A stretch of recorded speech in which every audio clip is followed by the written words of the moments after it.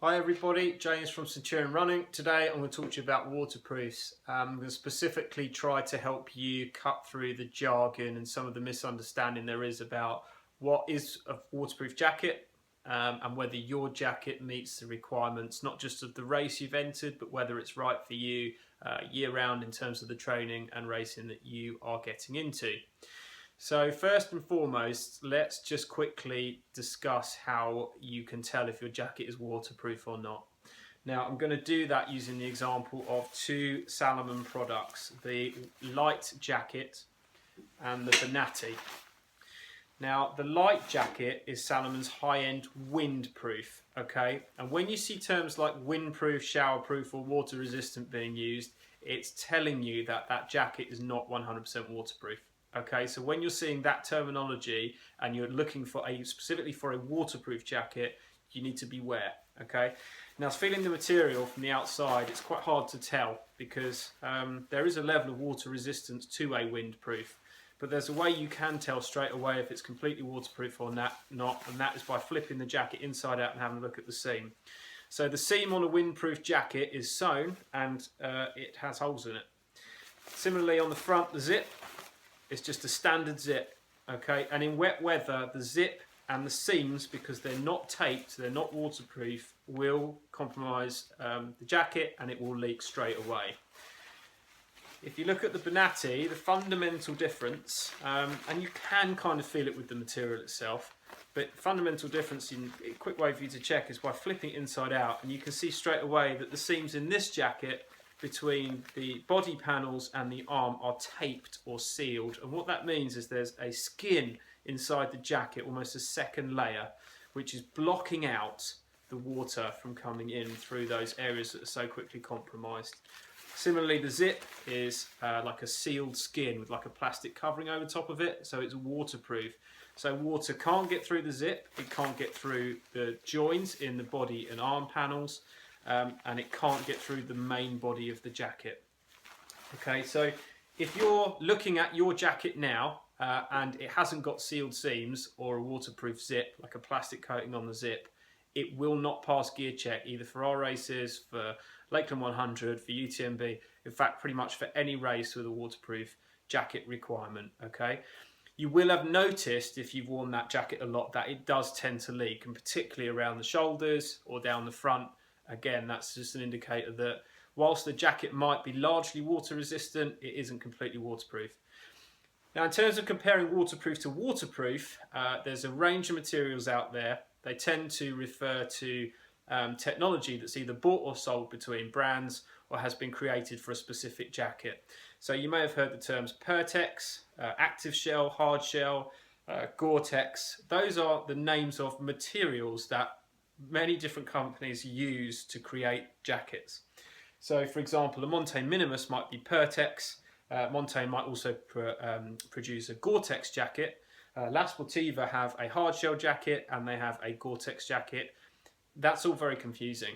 I want you to kind of disregard the name of the material being used for a minute and just concentrate on the fact that you're looking at basically a compromise of weight versus level of water resistance. Okay, so weight's easy. You can bring up the weight of any product. So the Bonatti, for example, is about 180 grams.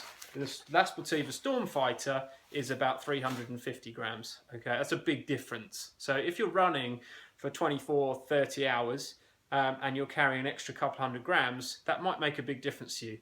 In reality, it's fairly small. But the other thing is you'll find that minimal jackets pack down really tight, whereas Gore-Tex jackets or heavier jackets don't and actually take up a huge amount of space in your rucksack. So what's the best thing to do? What do you go for? Well, you need to pick a jacket that is going to first and foremost protect you in the weather that's due. So the term hydrostatic head and the number that's associated to that tells you how waterproof that jacket is. So we've established that something's waterproof by looking at the seams, okay? But the hydrostatic head level can vary from 4,000 through to 20,000+, okay? And that refers to how water resistant the main body component or the main material component of the jacket is. The way that's measured is they draw a piece of material tight, they put a column of water over that material and fill it with water. And the amount of water that that column contains before the jacket leaks or the material leaks is the hydrostatic head rating. You'll see some lightweight waterproofs with a hydrostatic head rating of 5,000, which means 5,000 milliliter of water in the column before the jacket leaks. And you'll see, for example, La Sportiva Hail has a 20,000 milliliter hydrostatic head rating, which means they filled it with 20,000 milliliters before the jacket's compromised. There's a huge difference between those two things, okay? For our events and for, again, for UTMB Lakeland, 10,000 milliliters is the minimum rating. The reason for that is, in practical terms, how quickly the jacket leaks in use, okay? If your jacket is less than 10,000 mil hydrostatic head, you're going to find in heavy weather it leaks almost immediately. And by that, I mean within a couple of hours. There's no way for me to describe to you in hard and fast terms how quickly a jacket's going to leak, because it depends on wind speed, it depends on how heavy the moisture is, how heavy the rain is, how humid it is, how quickly the jacket's beating up on the outside. There's a range of things involved, but generally speaking, less than 10,000 mil, and you will find waterproof jackets out there that are less than 10,000 mil, are not going to stand up to any kind of weather at all. Even in this country, you'll find they're compromised within the first couple of hours. With 10,000 mil jacket, you will find that they will stand up to a decent amount of heavy weather for a more substantial amount of time.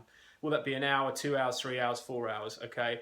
But again, in very heavy weather, they will compromise, okay? So you want something, particularly if you're going to a race like UTMB, where the weather could be absolutely foul and you're going to be out for a minimum of, say, 24 hours, more likely, you know, almost twice that.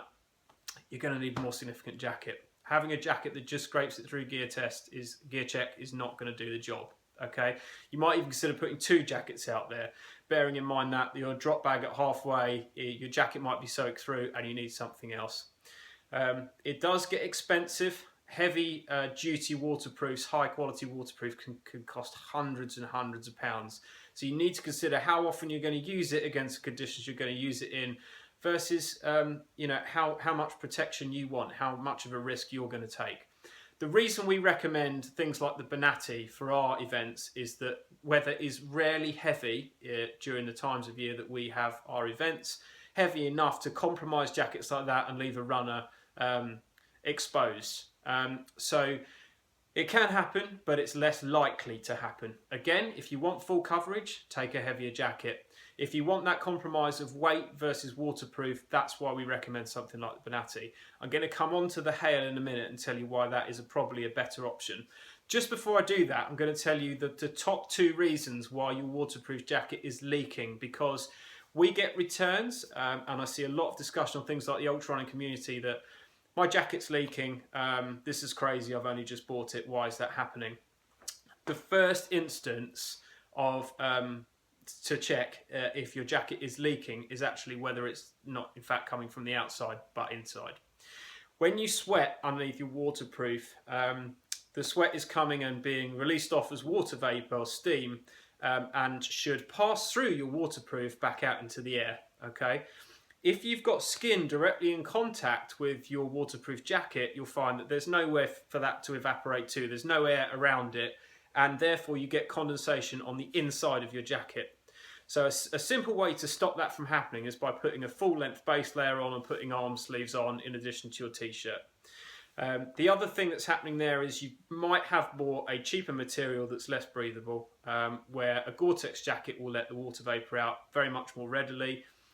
Cheaper material will prevent so much water making it out, and therefore you'll get that build up on the inside, and it will feel like it's leaked when in fact you've just sweated into the inside of the jacket.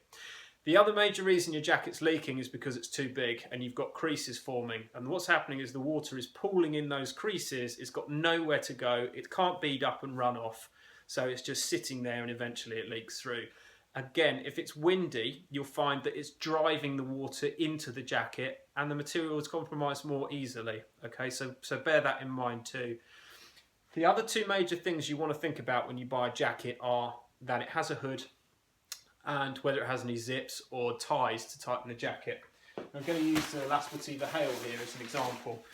Lightweight jackets do not have adjustables. They don't have wire in the hood. They don't have adjustable cuffs. The reason is it all weighs more. So if you want a 170 gram jacket like this La Sportiva Hail, you have to do away with some of the nice to haves. However, this new jacket is a hard shell jacket, so it's a different material to that we've seen so far, and is rated 20,000 mil hydrostatic head. And the reason we're getting excited about this is because it's offering a huge amount extra protection for no more weight, and has a decent hood and a high collar that comes up and will protect you from driving wind and rain into the face, and it has an adjustable bottom to it. Okay, so we feel that's a significant step forward in the minimal jacket market. That being said, again, if you're going out on a big mountain event, you probably need more. So just think about that when you're purchasing your jacket. So I hope that helps cut through some of the jargon. As always, we will answer any questions you have. Email links at the bottom. There's also a link there to the products that we've looked at today and some of the tech specs, and also a link to a bit more detailed video about hydrostatic head and what it means, and help you to better understand how that affects the product you're purchasing. Good luck with your running.